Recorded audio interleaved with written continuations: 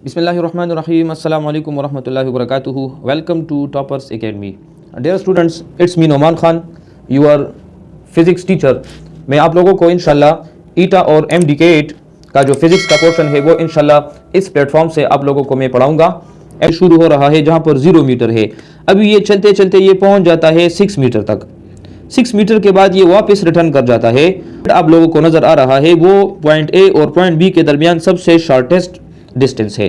तो यहाँ पर ये ब्लू हमारे पास क्या है, ये डिस्टेंस है, और ये जो रेड आप लोगों को नजर आ रहा है ये क्या कहलाएगा, इसको हम डिस्प्लेसमेंट कहेंगे। MDK8 means medical and dental colleges admission test. आप लोग ईटा और MDK8 का जो टेस्ट देते हैं उसमें physics, chemistry, bio and English का पोर्शन होता है। तो फिजिक्स में आप लोगों को इंशाल्लाह पढ़ाऊंगा। जैसा कि आपको मालूम है कि PMC यानी पाकिस्तान मेडिकल कमीशन का जो सिलेबस उनके वेबसाइट पर जो अवेलेबल है, तो उनके सिलेबस के मुताबिक फर्स्ट ईयर और सेकेंड ईयर फिजिक्स के टोटल 13 चैप्टर्स है।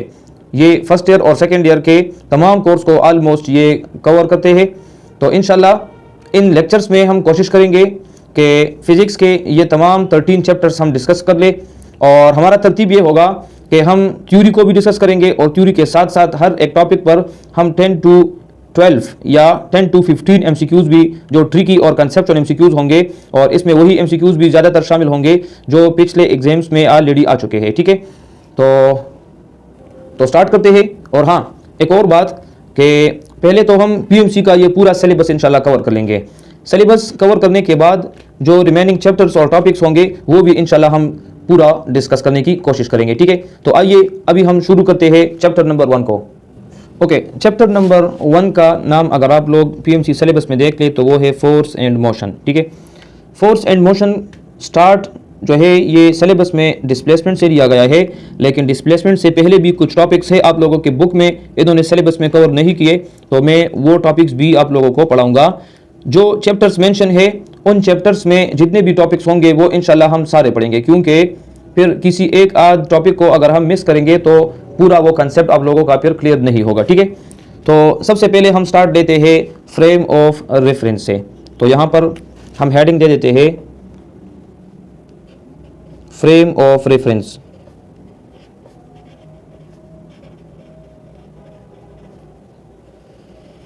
फ्रेम ऑफ रेफरेंस को अगर हम सिंपल अल्फाज में डिफाइन कर ले तो इसको हम इस तरह डिफाइन कर सकते हैं, it consists of a coordinate system.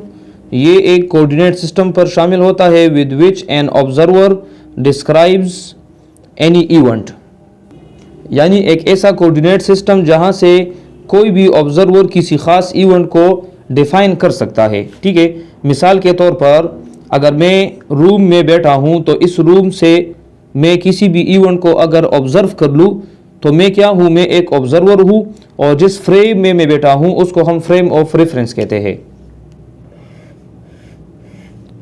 Frame of reference में एक कोऑर्डिनेट सिस्टम होता है। कोऑर्डिनेट सिस्टम क्या होता है? कोऑर्डिनेट सिस्टम में हमारे साथ x, y एंड z। अभी यहाँ पर इसको हम कहते हैं x एक्सिस, यहाँ पर इसको हम कहते हैं y एक्सिस, और इस तरह ऊपर की तरफ जो लाइन होगा, ठीक है, जो हम इस तरह स्पेस पे तो ड्रा नहीं कर सकते, तो आसानी के लिए हम यहाँ पर इसको ड्रा कर लेंगे, जिसको हम z एक्सिस का नाम दे देंगे। इसको हम 3D स्पेस भी कह सकते हैं। ये एक कोऑर्डिनेट सिस्टम है। इसको हम रेक्टेंगुलर कोऑर्डिनेट सिस्टम या कार्टेशियन कोऑर्डिनेट सिस्टम भी हम इसको कह सकते हैं। अभी यहाँ पर अगर इस फ्रेम में कोई बंदा बैठा है और वो कोई इवेंट ऑब्जर्व कर रहा है, और वो इवेंट अगर ये फ्रेम ऑफ रेफरेंस ये अगर ज़मीन पर है तो उसके लिए फ्रेम ऑफ रेफरेंस ज़मीन हो गया, और वो इवेंट अगर चांद पर, मून पर हो रहा है तो इसके लिए ये फ्रेम ऑफ रेफरेंस है, और वो दूसरा इवेंट वो उससे अलहदा एक फ्रेम ऑफ रेफरेंस में है। अगर मैं बस में बैठा हूं तो बस मेरे लिए एक फ्रेम ऑफ रेफरेंस है, और बस से बाहर अगर कोई बंदा बैठा है तो वो इस फ्रेम ऑफ रेफरेंस से फिर ये एक सेपरेट कंसिडर होगा। ठीक है, इस पूरे ज़मीन को, पूरे अर्थ को भी हम एक फ्रेम ऑफ रेफरेंस कंसिडर कर सकते हैं। इसी फ्रेम ऑफ रेफरेंस से एक कंसेप्ट आता है जिसको हम कहते हैं रेस्ट एंड मोशन। रेस्ट को हम ऐसे डिफाइन कर सकते हैं कि a body is said to be in a state of rest. कोई बॉडी स्टेट ऑफ रेस्ट में तब होगी if it does not change its position with respect to an observer. A body is said to be in a state of rest if it does not change its position with respect to an observer. मिसाल के तौर पर ये अगर एक room है और इस रूम में दो बंदे हैं, एक ये है और दूसरा ये है, और ये दोनों क्या है, बोथ आर एट रेस्ट, यानी दोनों ये हरकत नहीं कर रहे हैं बल्कि अपनी अपनी जगह पर ये बिल्कुल स्टिल है। ठीक है, तो अभी ये अगर इसको ऑब्जर्व कर रहा है तो अभी इसके मुकाबले में ये अपनी पोजीशन चेंज नहीं कर रहा, और ये अगर इसको ऑब्जर्व कर रहा है तो इसके मुकाबले में ये अपनी पोजीशन चेंज नहीं कर रहा, यानी इनकी सराउंडिंग्स चेंज नहीं हो रही। तो इसके लिए ये रेस्ट में है और इसके लिए ये बंदा रेस्ट में कंसिडर होगा। इसी तरह दूसरा जो कंसेप्ट यहाँ पर आता है वो है मोशन का। मोशन को हम इस तरह डिफाइन करते हैं कि a body is said to be in a state of motion if it change its position with respect to an observer। अगर किसी ऑब्जर्वर की मुनासबत से दूसरा बंदा जो अपनी पोजीशन को चेंज कर रहा है या सराउंडिंग को चेंज कर रहा है, किसके मुकाबले में, ऑब्जर्वर के मुकाबले में, तो फिर उसको हम मोशन में कहेंगे। मिसाल के तौर पर अगर ये एक बंदा है, ठीक है, और ये यहाँ से मूव कर रहा है, अब यहाँ पर एक दूसरा बंदा है जो रेस्ट में है, बल्कि आप लोग इस तरह कंसिडर कर ले कि ये किस में है, ये एक घर से या कमरे से या गाड़ी से इसको देख रहा है। ठीक है, इस बंदे को ये देख रहा है, इसको ऑब्जर्व कर रहा है, और ये मुसलसल इसकी तरफ इस तरह मूव कर रहा है। ठीक है, और होते हुए ये यहाँ तक ये पहुँच गया है अभी। तो अभी पहले अगर इसकी सराउंडिंग ये थी तो इसके मुकाबले में अभी यहाँ पर इसकी सराउंडिंग चेंज हो जाएगी, यहाँ पर इसकी सराउंडिंग और भी चेंज हो जाएगी। पहले इसका जो सराउंडिंग था वो कोई और था, अभी यहाँ पर इसकी सराउंडिंग कोई और होगी। तो ये एक क्या है, ऑब्जर्वर है। तो ये ऑब्जर्वर यानी ऑब्जर्व कर रहा है इस बंदे को, और ये बंदा मुसलसल अपनी पोजीशन को और अपनी सराउंडिंग को चेंज कर रहा है। ठीक है, तो हम कहेंगे कि कोई बॉडी मोशन में तब होगी अगर कोई ऑब्जर्वर इसको क्या करे, इसकी पोजीशन को चेंज ये फील कर ले, नोट कर ले, तो फिर इसको हम मोशन में कहेंगे। अभी एक वेल नोन एग्जांपल की तरफ देखें। अभी अगर मैं कहूँ कि मैं ज़मीन के ऊपर हूँ और मैं रेस्ट में हूँ और मेरे साथ एक दूसरा बंदा बैठा है, वो भी रेस्ट में है, तो हम दोनों एक दूसरे के लिए क्या है, रेस्ट में है। लेकिन अगर एक बंदा मून से मुझे ऑब्जर्व करे तो मून पर बैठा एक बंदा जो मुझे देख रहा है, हमारी तो अर्थ की रोटेशन हो रही है, तो वो कहेगा ऊपर से चांद वाला बंदा कि ये तो अभी दोनों मोशन में है। ठीक है, तो यहाँ पर एक और कंसेप्ट आ जाता है जिसको हम कहते हैं रिलेटिव मोशन। तो रिलेटिव मोशन में हम यहाँ पर इस तरह लिख देंगे कि रेस्ट एंड, एक बंदा रेस्ट में है या एक बंदा मोशन में है, ये एब्सोल्यूट नहीं होगा। Rest and motion are not absolute terms, ये एब्सोल्यूट टर्म्स नहीं है, बट दे आर रिलेटिव।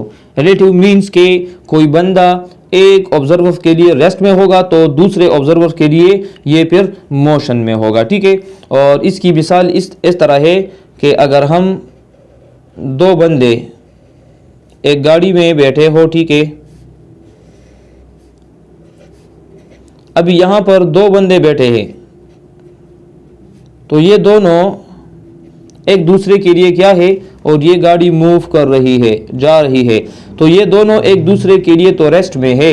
लेकिन बाहर अगर एक बंदा इस तरह खड़ा हो जो इन दोनों को ऑब्जर्व कर रहा है और ये इसको ऑब्जर्व कर रहे हैं, तो फिर क्या होगा, इस बंदे के लिए ये दोनों मोशन में होंगे क्योंकि ये तो ऑलरेडी चल रहे हैं, तो इनका सराउंडिंग ये चेंज हो रहा है, इनकी पोजीशन चेंज हो रही है। ठीक है, तो इस बंदे के लिए ये दोनों क्या है, रेस्ट में है, सॉरी मोशन में है, और इन दोनों के लिए ये बंदा क्या होगा, ये मोशन में होगा, और इन दोनों को आपस में अगर एक दूसरे को देखेंगे तो ये दोनों एक दूसरे के बताएंगे कि हम क्या है, हम रेस्ट में है। तो मतलब ये है कि rest and motion are not absolute terms. ये कोई कुरान का लफ्ज़ नहीं है कि बंदा रेस्ट में है तो रेस्ट में ही होगा, नहीं। एक फ्रेम ऑफ रेफरेंस में अगर हम बात करें फिर ठीक है, लेकिन अगर कोई बंदा दूसरे फ्रेम ऑफ रेफरेंस से इसको देखेगा तो फिर उसकी पोजीशन चेंज होगी, या तो रेस्ट में होगा या मोशन में होगा, ठीक है। तो मतलब ये है कि ये जो गाड़ी है हम कह सकते हैं कि ये फ्रेम 1 में है, और बाहर ये जो बंदा खड़ा है ये फ्रेम नंबर 2 में है, ठीक है। तो मुख्तलिफ फ्रेम ऑफ रेफरेंस से बॉडीज़ की पोजीशन भी वो चेंज हो जाती है। ओके, इसके बाद एक बहुत इंपॉर्टेंट कंसेप्ट है जिसको हम कहते हैं मोशन इन 1, 2 एंड 3 डायमेंशंस। यहाँ पर मैं इसको मेंशन भी कर देता हूँ कि मोशन इन 1, 2 एंड 3 डायमेंशंस। कोई बॉडी अगर मोशन करे तो या तो वो 1 डायमेंशन में मूव करेगी, या 2 डायमेंशन में, या 3 डायमेंशंस में वो मूव कर सकता है, ठीक है। जिस तरह मैंने आप लोगों को अभी थोड़ी देर पहले बताया कि फ्रेम ऑफ रेफरेंस में हमारे साथ एक कार्टेशियन कोऑर्डिनेट सिस्टम होता है, ठीक है। अगर एक बॉडी मोशन करे सिर्फ एक एक्सिस के साथ, या तो एक्स एक्सिस के अलोंग मोशन करे, या वाई एक्सिस के अलोंग मोशन करे, या जेड एक्सिस के अलोंग मोशन करे, तो फिर उसको हम मोशन इन 1 डायमेंशन कह सकते हैं। मिसाल के तौर पर अगर ये एक वायर है, ठीक है, और इस वायर पर अगर यहाँ पर एक इंसेक्ट बैठा है और वो इंसेक्ट यहाँ से इस तरह मूव कर रहा है बिल्कुल सीधा स्ट्रेट, तो हम कहेंगे कि ये अभी मोशन अलोंग 1 डायमेंशन है। यानी अगर सिर्फ x के साथ मोशन करे, या सिर्फ y के साथ, या सिर्फ z के क्रॉस, तो वो मोशन इन 1 डायमेंशन होगा। मोशन इन 2 डायमेंशन कौन सा होगा? जिसमें कोई बॉडी x और y, या y और z, या x और z यानी 2 सरफेसेस या 2 एक्सिस के अलोंग मोशन करे, तो फिर उसको हम मोशन इन 2 डायमेंशन कहते हैं। मिसाल के तौर पर अगर एक बॉडी इस पॉइंट A से इस पॉइंट B की तरफ वो आना चाहती है और वो इस पाथ को फॉलो करे, यहाँ से यहाँ तक इस पाथ के अलोंग आ जाए, तो देखें अभी ये ऊपर भी जा रहा है, तो इसमें x में, इसमें देखें यहाँ से ये ऊपर जा रहा है तो y में चेंजेस आ रही है, साथ साथ में इस तरह भी आ रहा है तो x में भी चेंजेस आ रही है। तो अभी इसको हम कहते हैं मोशन अलोंग 2 डायमेंशन या मोशन इन 2 डायमेंशंस, ठीक है। और इसी तरह जो मोशन इन 3 डायमेंशन है, जब x, y और z तीनों में चेंजेस आ रही हो तो फिर उसको हम मोशन इन 3 डायमेंशंस कह सकते हैं। मिसाल के तौर पर अगर यहाँ पर अहमद खड़ा है और अहमद के हाथों में है डोरी, और यहाँ पर अहमद उड़ा रहा है, क्या? पतंग उड़ा रहा है, ठीक है। ये पतंग उड़ा रहा है। मुझसे तो पतंग भी अभी सही तरीके से नहीं बन रहा, क्योंकि बचपन में हम पतंग उड़ाया करते थे, अभी हम भूल गए हैं कि पतंग का शेप कैसे होता है, ठीक है। चले, ये है काइट और ये है अहमद। अहमद जब इस पतंग को उड़ाता है तो आप लोगों ने कभी ये गौर किया है कि जब ये यहाँ से पतंग को उड़ाता है तो ये पतंग जिग जैग मोशन फॉलो करता है, कभी ऊपर जाता है, कभी नीचे जाता है, कभी लेफ्ट जाता है, कभी राइट जाता है, और कभी इस तरह मोशन करता है, यानी जिग जैग मोशन भी कभी कभार इस तरह करता है। तो इस किस्म के मोशन को हम मोशन इन 3 डायमेंशंस कहते हैं।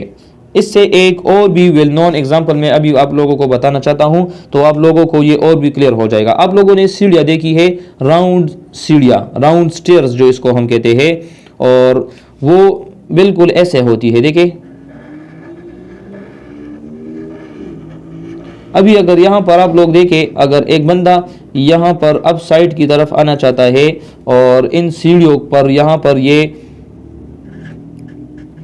इस तरह ऊपर जाना चाहता है, ऊपर की तरफ, तो देखें जब वो इस पॉइंट पर होता है, जैसे ही वो ऊपर को जाता है तो देखें अभी ये लेफ्ट राइट मोशन भी है, ठीक है, लेफ़्ट राइट भी है और अप डाउन भी है और इस तरह ये ऊपर नीचे की तरफ भी है ना। तो इसमें अभी x में भी चेंजेस आ रही है, y में भी चेंजेस आ रही है और z में भी चेंजेस आ रही है।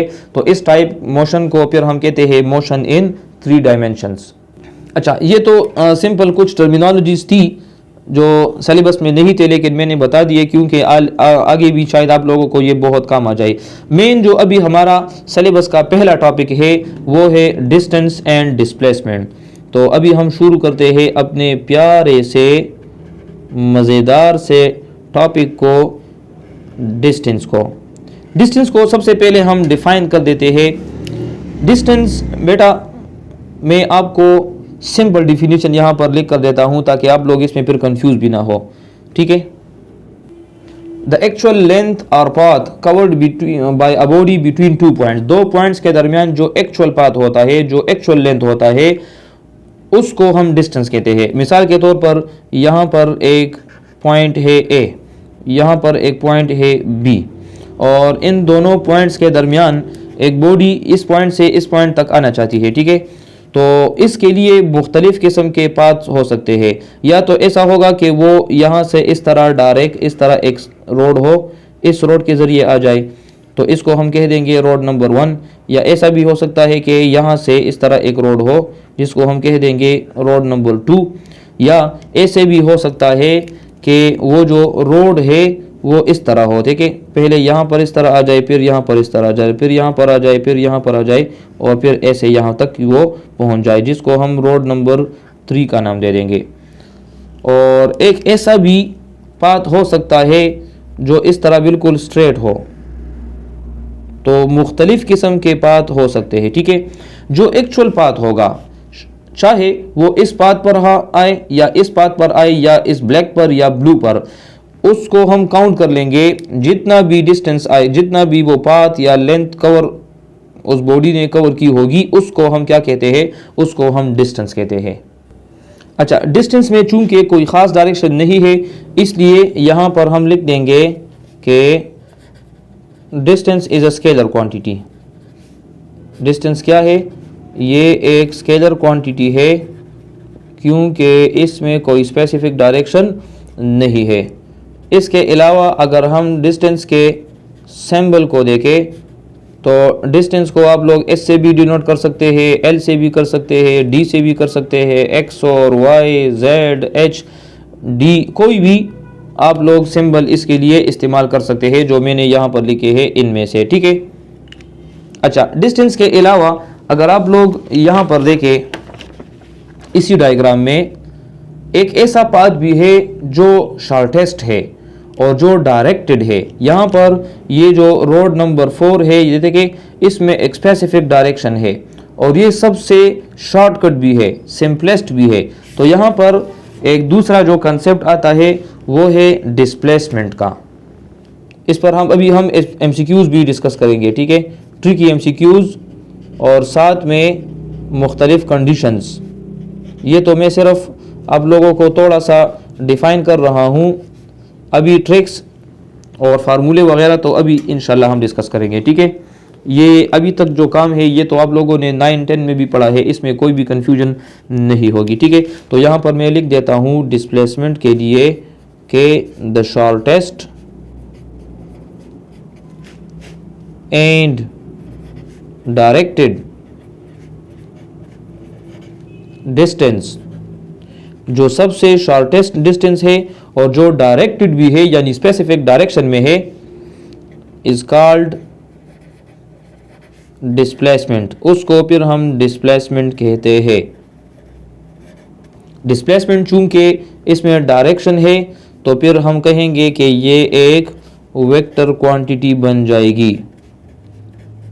और इसको हम डिफरेंशिएट किस तरह करेंगे, तो इसके लिए हम जो सिंबल को यूज़ करेंगे तो उसके ऊपर हम एक एरो निशान ड्रा करेंगे ताकि हमें पता चले कि ये क्या है, ये डिस्टेंस नहीं है बल्कि ये डिस्प्लेसमेंट है और जो एक वेक्टर क्वांटिटी है। चले कुछ एनिमेशंस के ज़रिए मैं आप लोगों को डिस्टेंस और डिस्प्लेसमेंट में डिफरेंस बता देता हूँ। यहाँ पर आप लोग देख रहे हैं कि ये एक बॉय है ये बंदा, और ये एक एक्सिस पर ये मोशन कर रहा है। अभी ये लेट सपोज पॉइंट ए से ये शुरू हो रहा है जहाँ पर 0 मीटर है। अभी ये चलते चलते ये पहुँच जाता है 6 मीटर तक। 6 मीटर के बाद ये वापस रिटर्न कर जाता है और वापस ये 4 तक आ जाता है। तो अभी इसने अगर टोटल डिस्टेंस अगर हमने फाइंड करना होता है इसके लिए, तो पहले इसने 6 मीटर डिस्टेंस कवर कर लिया, 6 के बाद वापस ये 4 तक आ गया, ठीक है, 4 मीटर इसने अगेन कवर कर लिए। तो टोटल जब हम डिस्टेंस को फाइंड करेंगे तो 6 + 4 लिखेंगे और 6 + 4 से यहाँ इसके लिए फिर 10 मीटर आ जाएगा जो कि इसका डिस्टेंस होगा। लेकिन अगर इसके लिए हम डिस्प्लेसमेंट चेक करेंगे तो डिस्प्लेसमेंट हम कहते हैं कि स्टार्टिंग पॉइंट से लेकर एंडिंग पॉइंट तक इसने कितना डिस्टेंस कवर किया है। तो देखिए स्टार्टिंग 0 है और एंडिंग ये तो 2 पर आकर खड़ा हो गया है ना, तो 0 और 2 के दरमियान 2 मीटर है, तो इसका डिस्प्लेसमेंट 2 मीटर है और डिस्टेंस इसका 10 मीटर है। चलिए एक दूसरे एनिमेशन से भी इसको हम डिस्कस करते हैं। यहाँ पर देखिए आप लोगों को स्क्रीन पर नजर आ रहा है कि ये एक इंसेक्ट है, एक कीड़ा है, और ये पॉइंट ए से शुरू हो गया है। अभी पॉइंट ए से ये चलते चलते इस तरह पहुंच रहा है पॉइंट बी की तरफ, लेकिन इसके साथ 2 पाथ है, एक ब्लू है और एक रेड है। ब्लू इस तरह जिग-जैग है जो 2 डायमेंशनल मोशन है, और इसके अलावा जो रेड आप लोगों को नजर आ रहा है वो पॉइंट ए और पॉइंट बी के दरमियान सबसे शॉर्टेस्ट डिस्टेंस है। तो यहाँ पर ये ब्लू हमारे पास क्या है, ये डिस्टेंस है, और ये जो रेड आप लोगों को नजर आ रहा है ये क्या कहलाएगा, इसको हम डिस्प्लेसमेंट कहेंगे। चलिए एक और एनिमेशन भी देखते हैं, उसके बाद फिर हम मजीद ट्रिक्स की तरफ फिर बढ़ेंगे। एक बॉडी है और ये मोशन को स्टार्ट करता है।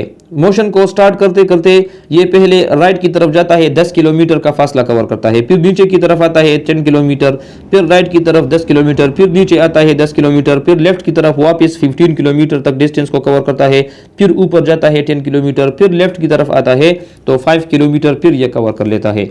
अभी देखिए ये स्टार्टिंग पॉइंट और एंडिंग पॉइंट तो दोनों एक दूसरे के बिल्कुल करीब भी है और एक दूसरे के ऊपर नीचे है। अभी अगर इस सिचुएशन में और इस एग्जांपल में हम डिस्टेंस को फाइंड करेंगे तो डिस्टेंस के लिए पूरा एक्चुअल पाथ हम ऐड करेंगे। तो देखिए 10 + 10 + 10 + 10 15 + 10 + 5 करेंगे तो वहां से डिस्टेंस आ जाएगा 70 किलोमीटर। आप लोगों को स्क्रीन पर नजर भी आ रहा है, जो ग्रीन लाइन के साथ आप लोगों को नजर आ रहा है। इसी तरह अगर इसके लिए हम डिस्प्लेसमेंट को फाइंड करेंगे तो स्टार्टिंग पॉइंट और एंडिंग पॉइंट के दरमियान अगर हम डिस्टेंस को चेक कर ले तो वो कितना बनता है, वो सिर्फ 14 किलोमीटर बनता है। तो ये जो 14 किलोमीटर ब्लू आप लोगों को नजर आ रहा है ये क्या है, ये डिस्प्लेसमेंट को जाहिर कर रहा है। ये जितनी भी एनिमेशन और डिस्कशन हमने की है अभी हम इसका कंक्लूजन निकालेंगे, कुछ इंपॉर्टेंट पॉइंट्स और ट्रिक्स यहाँ पर अभी हम मेंशन करेंगे। तो यहाँ पर मैं अभी हेडिंग दे देता हूँ कि इम्पोर्टेंट पॉइंट्स, और आप लोगों ने अभी इन तमाम पॉइंट को जहन में बिठाना होगा क्योंकि इन्हीं पॉइंट्स से आगे हम MCQs को भी डिस्कस करेंगे। जिसको ये पॉइंट्स क्लियर होंगे कोई भी MCQ उसके लिए मुश्किल नहीं होगा। ठीक है बच्चों, ओके। पॉइंट नंबर 1 नोट कर लीजिए अपने पास। पॉइंट नंबर 1 क्या है, डिस्टेंस। ये ग्रेटर भी हो सकता है डिस्प्लेसमेंट से और ये डिस्प्लेसमेंट के इक्वल भी हो सकता है। तो दिस इज पॉइंट नंबर 1 भी कह दे आप लोग, या MCQ नंबर 1 आप लोग इसको कह सकते हैं कि डिस्टेंस। अभी ये तमाम पॉइंट्स अपने पास नोट कर दे। डिस्टेंस ग्रेटर देन और इक्वल टू डिस्प्लेसमेंट।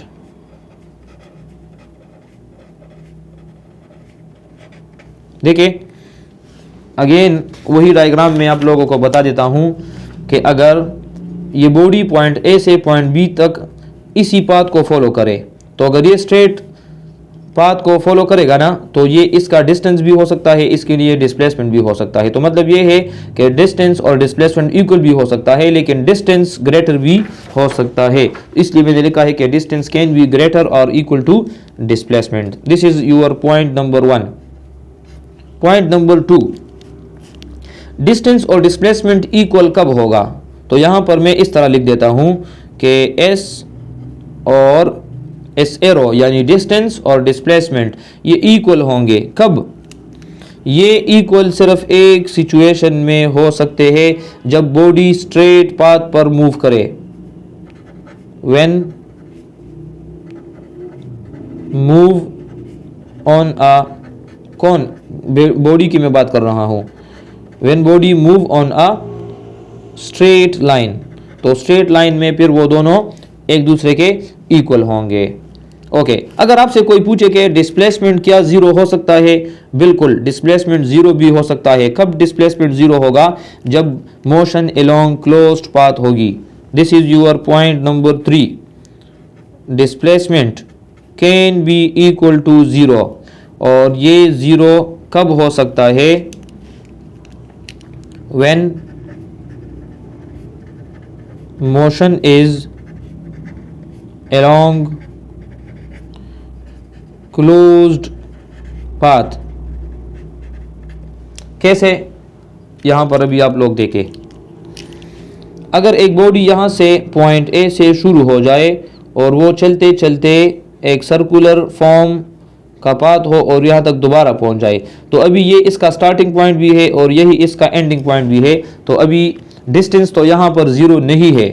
यहाँ पर मैं लिख देता हूँ कि इस केस में distance is not equal to zero, लेकिन डिस्प्लेसमेंट यहाँ पर अभी क्या है, ज़ीरो है, क्योंकि स्टार्टिंग और एंडिंग पॉइंट ज़ीरो है, सेम है, तो इसलिए डिस्प्लेसमेंट यहाँ पर क्या होगा, ज़ीरो होगा। इसी तरह अगर एक बॉडी पॉइंट ए से शुरू हो जाए और उसका पाथ या स्क्वायर या रेक्टेंगल या ट्राइंगुलर किसी शेप में भी हो, तो देखिए यहाँ पर स्टार्टिंग पॉइंट भी यही है और यहाँ से होते हुए जब वापस यहाँ तक पहुँच जाए, तो यहाँ पर भी अगर हम डिस्टेंस को चेक करेंगे तो डिस्टेंस तो ऑलरेडी हम इसको काउंट कर लेंगे, ये 5 किलोमीटर है, जितना भी होगा तमाम को काउंट कर लेंगे, वो डिस्टेंस होगा, तो मतलब डिस्टेंस नॉट भी इक्वल टू ज़ीरो होगा, लेकिन डिस्प्लेसमेंट यहाँ पर अगेन क्या होगा, ज़ीरो होगा। तो कोई भी अगर क्लोज्ड पाथ होगा तो वहाँ पर डिस्प्लेसमेंट क्या होगा, equal to zero.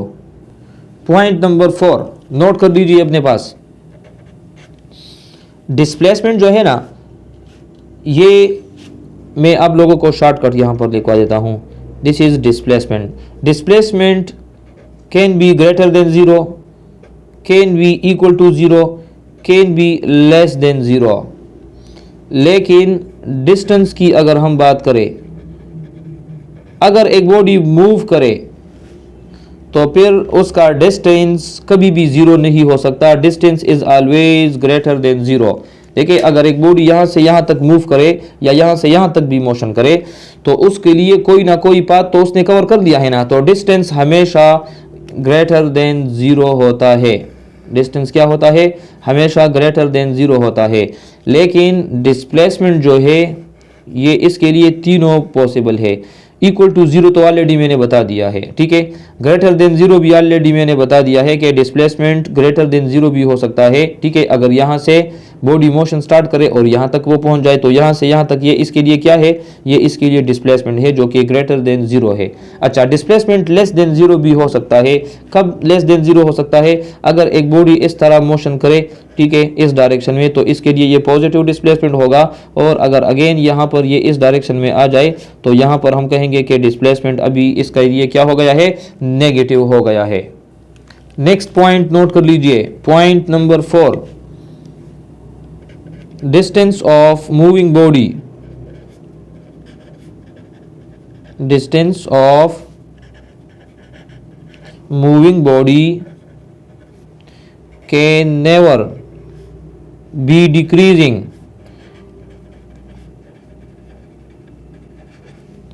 While displacement.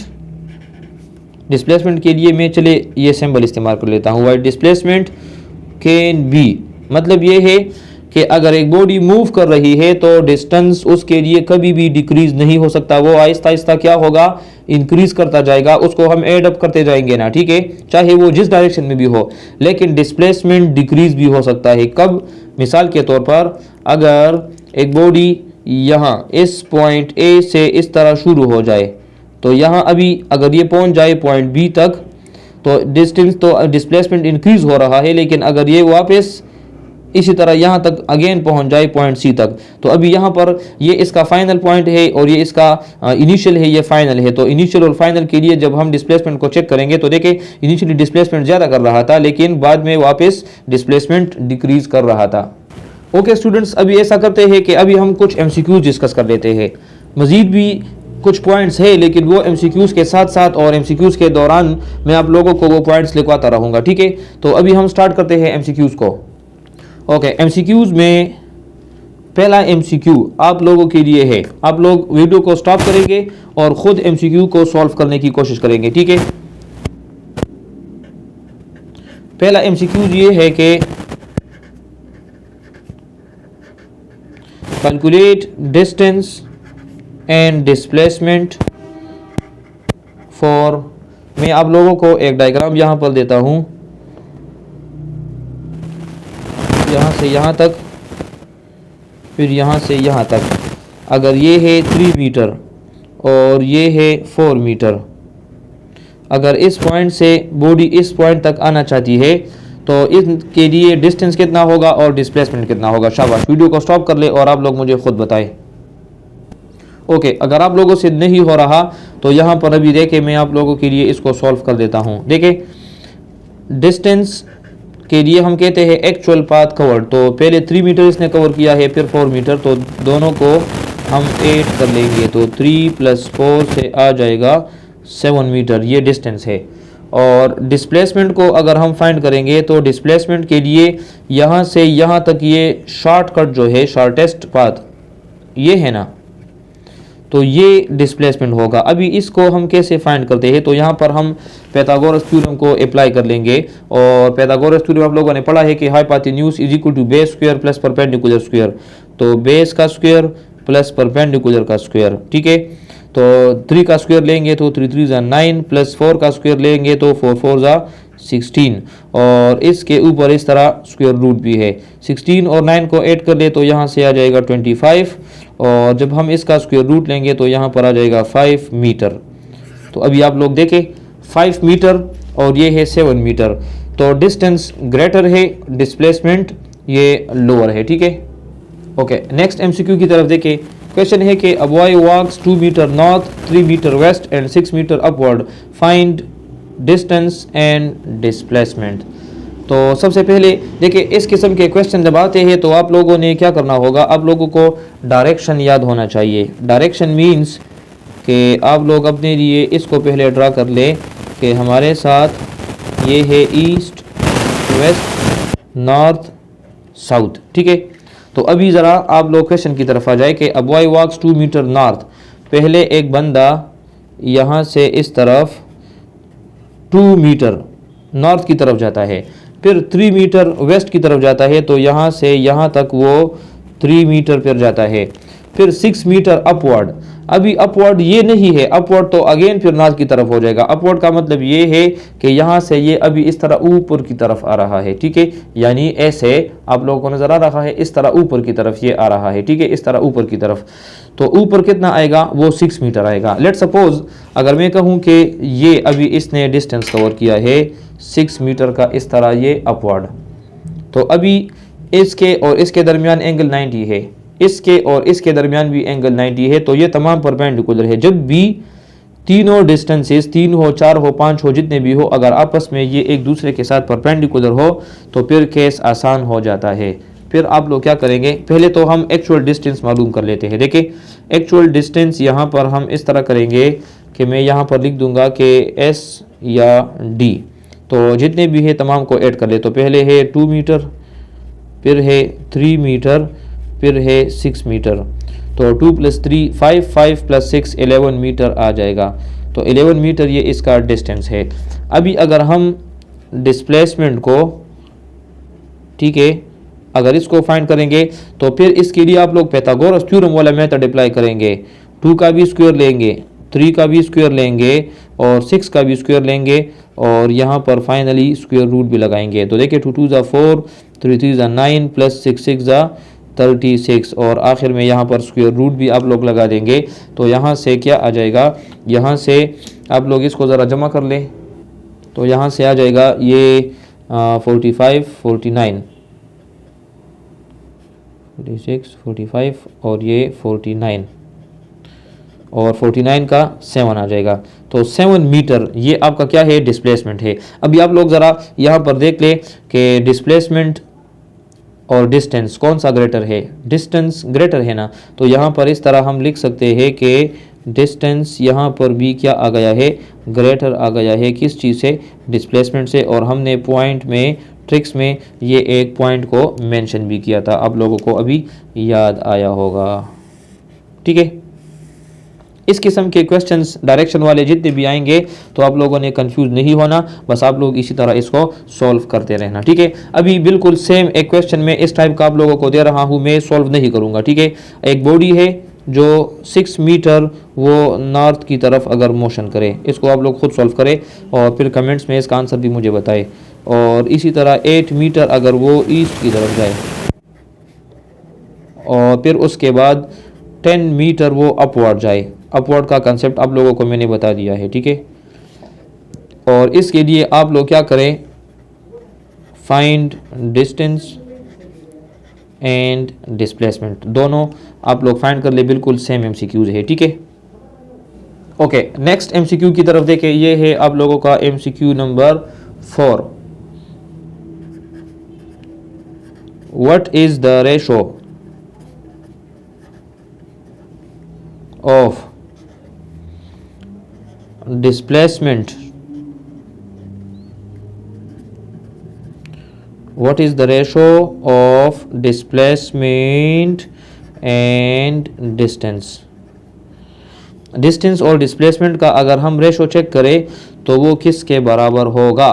शाबाश, ऑप्शंस दूं मैं आप लोगों को या नहीं, चलिए ऑप्शन जो भी आएंगे आप लोग कंसेप्ट को समझ ले, फिर आप लोग इसको खुद भी सॉल्व कर सकते हैं। देखिए ऊपर क्या है, ऊपर है डिस्प्लेसमेंट, रेशो कहते हैं हम डिवीजन को, डिवाइड को। तो अगर हम यहाँ पर इस तरह लिखे कि ऊपर डिस्प्लेसमेंट लिख दें, गौर से देखें,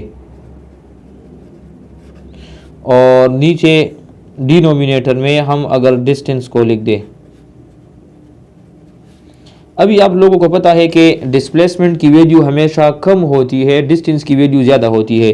तो ऊपर की वैल्यू लेस है और नीचे की वैल्यू मोर है। तो जब भी मैथ्स का ये एक रूल है कि डिनोमिनेटर जब ज़्यादा होता है न्यूमिनेटर से, तो वहाँ पर वैल्यू लेस देन 1 होता है कि नहीं होता, बिल्कुल 1 होता है। ठीक है, तो यहाँ पर मैं इस तरह लिख सकता हूँ कि लेस देन 1। ठीक है, अच्छा, सिर्फ लेस देन 1 होता है? नहीं, डिस्टेंस और डिस्प्लेसमेंट तो इक्वल भी हो सकता है ना। तो अगर ये दोनों इक्वल होंगे तो फिर तो ये दोनों एक दूसरे के साथ कैंसिल हो जाएंगे, फिर यहाँ पर 1 आ जाएगा। क्या होगा? 1 आ जाएगा। तो यहाँ पर मैं इस तरह लिख सकता हूँ कि लेस देन 1 और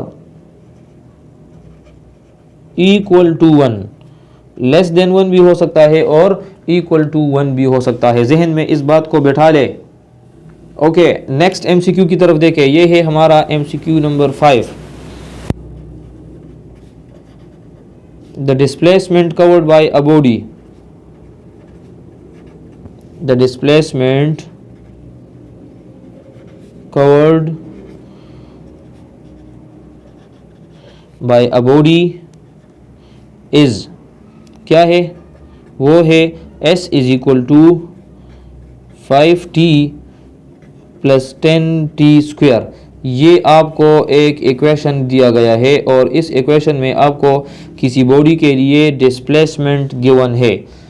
देन अभी आप लोगों ने क्या करना है, the acceleration of this body will be equal to dash. अभी इसके लिए आप लोगों ने एक्सेलरेशन को फाइंड करना होगा। तो देखिए हमने 3 इक्वेशन ऑफ मोशन पढ़े हैं। पहला इक्वेशन ऑफ मोशन क्या है, V F is equal to V I plus A T.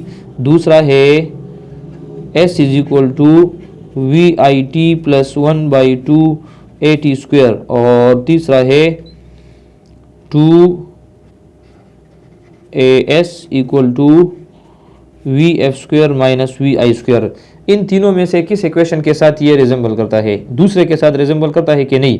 तो इसको हम कंपेयर कर लेंगे इस इक्वेशन नंबर 2 के साथ। ठीक है, तो जब दोनों को हम कंपेयर करेंगे तो यहाँ पर मैं लिख देता हूँ कि bye comparison with equation number 2।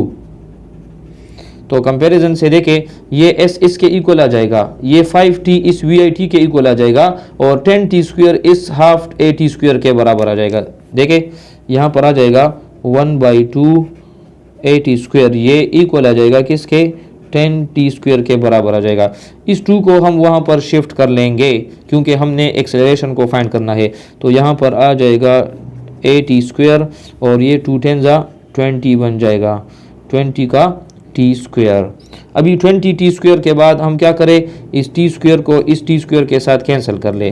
तो यहाँ पर ये रिमेनिंग क्या आ जाएगा a और यहाँ पर आ जाएगा 20 और एक्सेलरेशन का यूनिट है मीटर पर सेकंड स्क्वायर। तो अभी यहाँ पर देखें एक्सेलरेशन की वैल्यू कितनी आ गई, 20 मीटर पर सेकंड स्क्वायर। अभी मैंने इसको सॉल्व क्यों किया है, क्योंकि अगर मैं डायरेक्ट इसको कंपेयर कर लेता तो यहाँ पर आप लोग कह देते कि सर t² है, तो a की जगह यहाँ पर क्या है 10 है, ठीक है। तो आप लोग डायरेक्ट 10 लिख देते और आंसर में ऑप्शन में अगर 10 दे देते तो आप लोग उसको टिक कर लेते।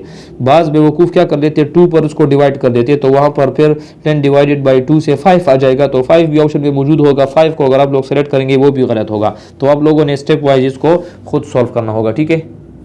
अच्छा स्टूडेंट्स, ये कुछ MCQs मैंने डिस्कस कर दिए, खुद सॉल्व भी कर दिए और स्टार्ट में आप लोगों को मैंने हिंट्स एंड ट्रिक्स भी दे दिए हैं। आप लोग कोशिश करें कि इन तमाम को मेमोराइज भी कर ले और इस पर अपने आप को क्लियर भी कराए, ठीक है।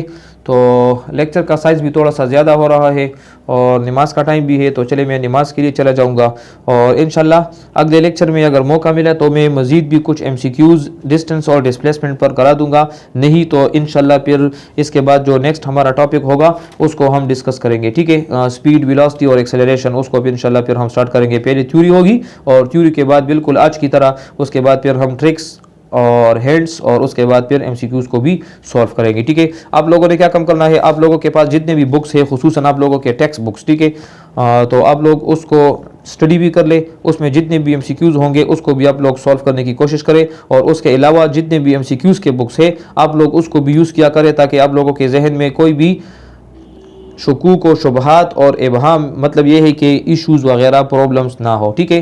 तो आज के लिए इतना ही काफ़ी है। इंशाल्लाह मिलते हैं फिर अगले लेक्चर में। तब तक के लिए अपना बहुत बहुत ख्याल रखना और मुझे अपनी दुआ में याद रखना। अल्लाह हाफिज़ and thank you so much.